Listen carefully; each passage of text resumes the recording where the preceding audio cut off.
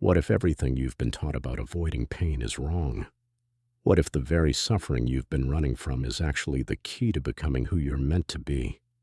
Friedrich Nietzsche, the philosopher who declared God is dead and challenged every comfortable assumption about human existence, had a radical idea that goes against everything our modern world teaches us. He believed that suffering wasn't a curse to be avoided or a problem to be solved. It was the forge in which true strength is created. Today, we live in a world obsessed with comfort, convenience, and the elimination of all forms of discomfort. We pop pills for every ache, seek therapy for every setback, and believe that happiness should be our default state. But Nietzsche would look at our comfort-obsessed culture and see weakness masquerading as wisdom. I'm going to share Nietzsche's darkest and most powerful lesson: why strength comes from suffering, how pain creates character, and why embracing hardship instead of avoiding it might be the most important thing you ever learn. This isn't about seeking out unnecessary pain or glorifying trauma. It's about understanding how the worst moments of your life can become the foundation of your greatest strength. By the end of this video, you'll see suffering through completely different eyes and understand why Nietzsche believed that those who never struggle never truly live. Let's start with Nietzsche's most famous declaration about suffering. He wrote, "What does not kill me makes me stronger." But this quote has been so overused and misunderstood that we've lost sight of what Nietzsche actually meant. He wasn't talking about surviving random hardships or putting a positive spin on bad luck. He was describing a fundamental law of human development that he observed throughout history. Every great achievement, every breakthrough in human potential, every moment of genuine transformation came through struggle, not comfort. Nietzsche looked at the greatest figures in history, the artists, philosophers, leaders, and innovators who pushed humanity forward, and he noticed something crucial. They weren't the people who had easy lives. They were the people who had learned to transform their suffering into strength, their pain into power, their struggles into wisdom. Think about it. The most profound art comes from artists who have experienced deep pain. The most powerful leaders are often those who have overcome significant adversity. The most innovative thinkers are frequently those who have been forced to question everything they believed.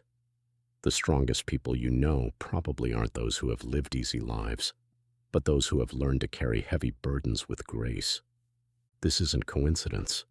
It's a fundamental principle of human psychology that Nietzsche understood long before modern science confirmed it. What psychologists now call post-traumatic growth, the process by which people develop greater strength and resilience after experiencing trauma, Nietzsche saw as the natural way humans evolve and become who they're capable of being. But here's where Nietzsche's philosophy becomes truly radical. He didn't just believe that we could grow stronger from suffering that happens to us. He believed we should actively embrace struggle, seek out challenges, and voluntarily take on burdens that would force us to grow. This is what he meant by amor fati, love of fate, not just accepting what happens to you, but loving it, embracing it, and recognizing that your suffering is not separate from your strength but the very source of it. To understand why Nietzsche believed this so deeply, we need to look at his own life. Friedrich Nietzsche was no armchair philosopher theorizing about suffering from a comfortable position. He lived it, breathed it, and ultimately transformed it into some of the most powerful ideas in human history. From childhood, Nietzsche was acquainted with pain. His father died when he was young, leaving him to grow up in a household of women struggling with grief and financial difficulty. As a young man, he suffered from debilitating migraines, stomach problems, and what we would now recognize as severe depression and anxiety. By his mid-30s, his health had deteriorated so dramatically that he was forced to resign from his position as a professor. He spent the next decade living in poverty, often in pain, frequently isolated, writing books that almost no one read or understood. His physical suffering was matched by intellectual and social isolation.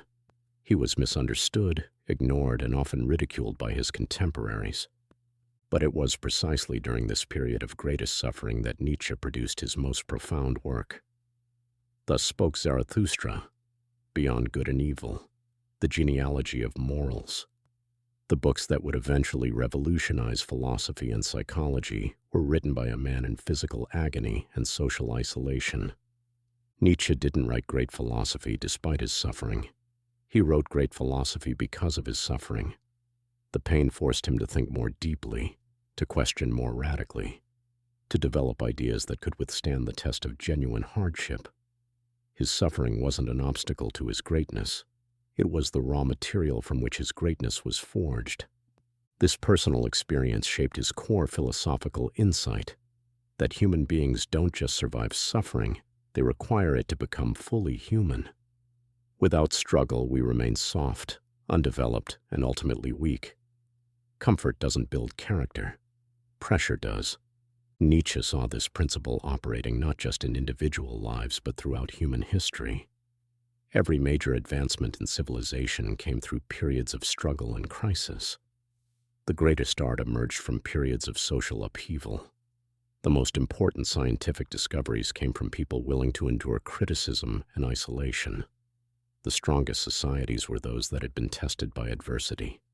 He noticed that periods of comfort and prosperity, while pleasant, rarely produced greatness. Instead, they often led to stagnation, decadence, and eventual decline. It was struggle, conflict, and hardship that forced humans to evolve, to innovate, and to discover what they were truly capable of achieving. This is why Nietzsche was so critical of what he saw as the increasing softness of modern civilization. He worried that our efforts to eliminate suffering would also eliminate the conditions necessary for human greatness. By trying to make life easier, we might be making humans weaker. Consider how this plays out in your own life. Think about the moments when you experienced the most growth, when you developed new capabilities, when you discovered strength you didn't know you had. Were these moments of comfort and ease, or were they moments when you were forced to confront challenges that seemed beyond your current abilities? Most people, if they're honest, will recognize that their greatest periods of growth came through their greatest struggles. The relationship that ended and forced you to rediscover who you were without that person. The job you lost that pushed you to develop new skills. The illness or injury that taught you what really mattered. The failure that humbled your ego but strengthened your determination. These weren't pleasant experiences, but they were transformative experiences. They changed you in ways that comfort never could. They revealed capabilities that ease never would have developed. They taught you lessons that pleasure never would have provided. But here's the crucial point that separates Nietzsche's philosophy from simple motivational thinking. He wasn't arguing that suffering automatically makes you stronger. Plenty of people experience hardship and become bitter, broken, or defeated. The key is how you relate to the suffering, how you interpret it, and most importantly, whether you allow it to transform you or simply endure it passively. Nietzsche distinguished between two types of people, those who are crushed by suffering and those who are forged by it. The difference isn't in the amount or intensity of suffering they experience. The difference is in their attitude toward that suffering and their willingness to extract meaning and strength from it. This is where Nietzsche's concept of the will to power becomes crucial. The will to power isn't about dominating others. It's about the drive to overcome obstacles, to grow beyond your current limitations, and to become more than you currently are. Suffering provides the resistance necessary for this growth to occur. Think of it like physical exercise. Muscles don't grow stronger by remaining comfortable. They grow stronger by being subjected to resistance that forces them to adapt and develop. The temporary discomfort of exercise is the price paid for long-term strength and capability. Nietzsche saw psychological and spiritual development working the same way. Mental and emotional strength don't develop through comfort and ease. They develop through being tested, challenged, and forced to adapt to difficult circumstances. This is why he was so critical of philosophies and religions that promised to eliminate suffering or portrayed it as meaningless. He saw this as a fundamental misunderstanding of how human development actually works. By trying to escape suffering, we escape the very mechanism through which we become stronger, wiser, and more capable. But Nietzsche's philosophy goes even deeper than this. He didn't just believe that we should accept suffering when it comes our way. He believed we should actively seek out challenges that would force us to grow. This is what he meant by becoming who you are, not discovering some predetermined self, but actively creating yourself through the choices you make and the challenges you embrace. This doesn't mean seeking out trauma or unnecessary pain. It means choosing the difficult path when you know it will lead to growth. It means taking on responsibilities that stretch your capabilities. It means pursuing goals that require you to become more than you currently are. Modern society offers us countless ways to avoid discomfort. We can distract ourselves from difficult emotions with entertainment. We can medicate away psychological pain. We can choose easy paths that don't challenge us. We can surround ourselves with people who never disagree with us or make us uncomfortable. Nietzsche would see all of this as a recipe for weakness, not because comfort is inherently bad, but because growth requires resistance, and resistance involves discomfort. By systematically eliminating all sources of discomfort from our lives, we also eliminate the opportunities for genuine development. This creates what Nietzsche called the last man, a type of human being who has eliminated all sources of struggle and discomfort from their life, but in doing so has also eliminated all possibility of greatness. The last man is safe, comfortable, and ultimately mediocre. They avoid all risks and therefore never discover what they might be capable of achieving. The alternative Nietzsche proposed was the Übermensch, the overman, who actively embraces challenge and uses suffering as raw material for self-creation. The Übermensch doesn't seek out pain for its own sake, but they understand that meaningful growth requires moving through discomfort rather than around it. So how do we apply this philosophy practically? How do we embrace Nietzsche's dark lesson without becoming masochistic or self-destructive? First, change your relationship with discomfort. Instead of seeing pain, struggle, and challenge as problems to be solved, start seeing them as opportunities for growth. When you encounter difficulties, ask yourself not, how can I avoid this, but how can I grow from this? Second, actively choose challenges that force you to develop new capabilities. This might mean taking on projects at work that stretch your skills, pursuing goals that require you to overcome your fears, or putting yourself in situations that force you to grow beyond your current limitations. Third, practice what Nietzsche called amor fati, learning to love your fate, including its difficulties.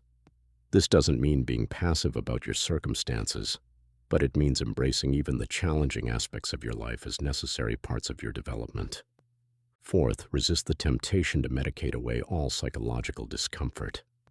Some level of anxiety, uncertainty, and emotional challenge is not only normal but necessary for growth. Learning to sit with difficult emotions without immediately trying to escape them builds psychological resilience. Fifth, seek out perspectives and experiences that challenge your current beliefs and assumptions. Intellectual discomfort, the feeling of having your worldview questioned, is one of the most powerful sources of mental growth. Finally, remember that the goal isn't to suffer for its own sake, but to transform suffering into strength, wisdom, and capability. The question isn't whether you will encounter difficulties in life. You will. The question is whether you will allow those difficulties to break you down or build you up. Nietzsche's dark lesson challenges everything our comfort-obsessed culture teaches us about the good life. But it also offers something our culture desperately needs: a vision of human strength that isn't dependent on external circumstances, an understanding of resilience that comes from within, and a path to greatness that doesn't require perfect conditions. The strongest people in history weren't those who avoided suffering. They were those who learned to dance with it, to transform it, and to use it as the foundation for something greater than themselves. They understood what Nietzsche knew, that strength doesn't come from comfort, but from the courage to move through discomfort toward who you're capable of becoming. Your suffering isn't a bug in the system of life. It's a feature. It's not something that's happening to you. It's something that's happening for you. The question is whether you'll use it as an excuse for weakness or as raw material for strength. What challenge in your life are you currently avoiding that you know would help you grow? What suffering are you running from that might actually be trying to transform you? Share your thoughts in the comments, and if this video changed how you think about struggle and strength, subscribe for more philosophical insights that challenge conventional wisdom and reveal the deeper truths about human potential.